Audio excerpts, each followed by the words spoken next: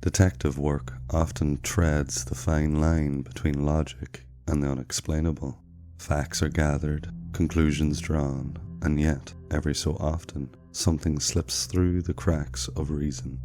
This is the tale of Detective Victor Craddock, a man who prided himself on his sharp mind and unshakable skepticism, traits that would be put to the ultimate test. The name Craddock is not unfamiliar to me, nor to those who recall the darker histories of their families.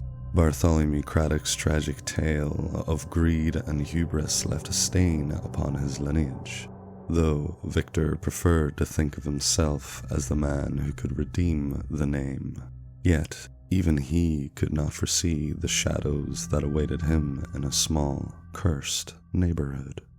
Victor Craddock had seen plenty in his career, from grisly murders to convoluted fraud schemes, but when he was called to investigate a string of bizarre deaths in a quiet suburban neighborhood, he knew something about this case was different. The victims ranged in age and circumstance. A teenager electrocuted while gaming in his room, an elderly woman crushed by her collapsing shed, a jogger run over by a driverless car, all seemingly unrelated accidents, yet one detail tied them all together: an albino cat spotted near the scene every time. Victor's partner on the case, Detective James Monroe, was a stark contrast to him. Where Victor clung to reason, James reveled in folklore and superstition. "It's the Omen," James said one afternoon, flipping through an old tattered book of urban legends. "The albino cat that heralds death. Stories of it go way back, centuries, even millennia. Cavemen painted it on their walls, Roman scribes mention it, and even today, there are reports of it tied to fatal accidents worldwide." Victor rolled his eyes. "An albino cat is a coincidence, not a cause." James leaned forward, his expression serious. "But what if it's not the cat itself? What if it's some force tied to it? Something that brings death wherever it goes?" Victor dismissed the idea, but couldn't shake the unease that had settled in his chest.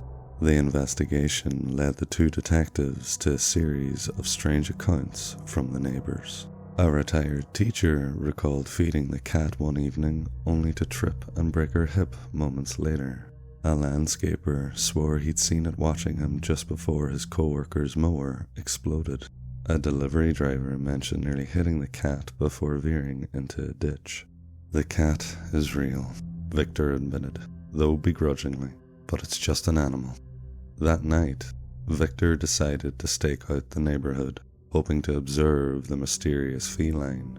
James, of course, joined him, carrying a bag of salt and a silver cross, his precautions, he called them. They waited in silence for hours, parked in Victor's car on the street. The wind howled, and the occasional flicker of a street lamp cast eerie shadows across the road. At midnight, they saw it.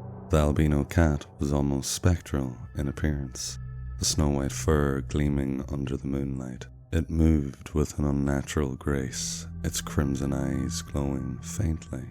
It stopped in front of a house, stared at the window, and then vanished into the bushes.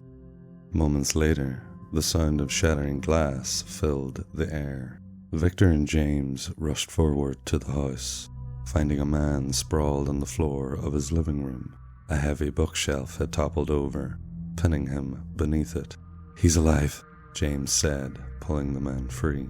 Victor scanned the room, his heart racing. The cat was nowhere to be found. The pattern repeated over the next few nights. Wherever the cat appeared, disaster followed.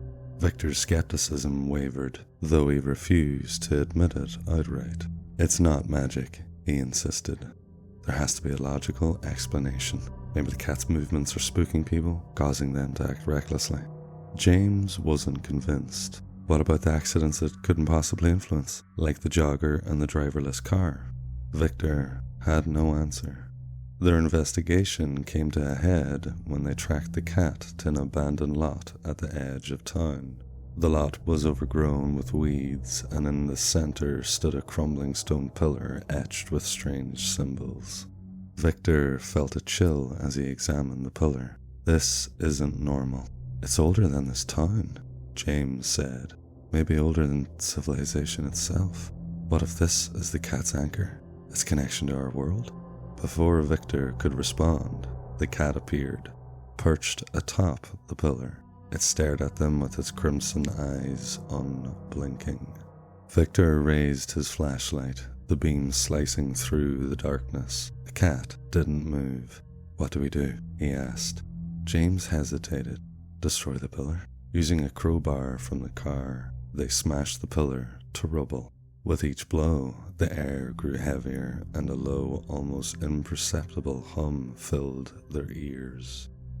When the pillar finally collapsed, the cat let out an ear-piercing screech. Its form shimmered, twisted, and then dissolved into nothingness. The oppressive atmosphere lifted, leaving the two detectives gasping for breath. It's over, James said, though his voice was shaky. Victor wasn't so sure. The strange deaths stopped, and the neighborhood returned to normal. But Victor couldn't shake the feeling they hadn't defeated the cat, only banished it. Months later, he received an anonymous package containing a photograph of an albino cat sitting atop a similar stone pillar. The location was unrecognizable, but the message was clear. The Omen was still out there, waiting for its next chapter. Victor Craddock learned that some mysteries cannot be solved, only survived. He faced a fragment of the unknown and lived to tell the tale. But the Omen is eternal, a force that has walked beside humanity since the dawn of time. Beware the pale cat, for where it treads, death follows. And if you don't, then I, the witness, will know your story next.